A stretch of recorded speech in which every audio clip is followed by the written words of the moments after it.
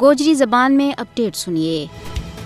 ایک بکھی پوری دنیا میں تنازعات میں جنسی تشدد کا خاتمہ کو بین الاقوامی تہاڑوں منائے جا رہے ہے، لیکن دوجی بکھی بھارت کے زیر تسلط جموں کشمیر دنیا کو وہ واحد علاقہ ہے جت غاصب فوج چادر اور چار دیواری کا تقدس نام مسلسل پامال کر رہی ہے۔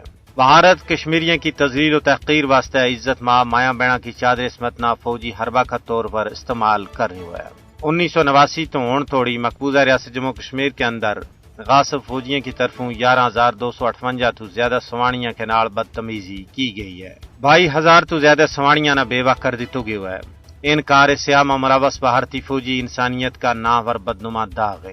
کشمیری خواتین بھارتی فوجیوں کے ہاتھوں جنسی تشدد کے باعث صدمہ، دکھ اور کرب کی ایک نہ ختم ہونے والی آزمائش کو سامنا کر رہی ہیں۔ انسانی حقوق کی عالمی تنظیموں نے بھارت کے زیر تسلط جموں کشمیر میں غاصب فوجیوں کے ہاتھوں عصمت دری اور تشدد کا کئی سارا واقعات نہ دستاویزی شکل دیتی ہے، جن میں سانے کونن پوشپورہ، سانے شپیاں، سانے ترہگام، سانے ہندواڑہ اور کئی اور سانحات شامل ہیں، جنہاں میں غاصب بھارتی فوج نے ناکردہ جرائم کی پاداش میں کشمیری خواتین نہ اجتماعی عزت ریزی کو نشانہ بنایا۔ حیرت اس گل کی ہے کہ بھارتی مکار و یار حکومت نے آج تک کسی ایک مجرم فوجی نہ سزا نہیں دیتی۔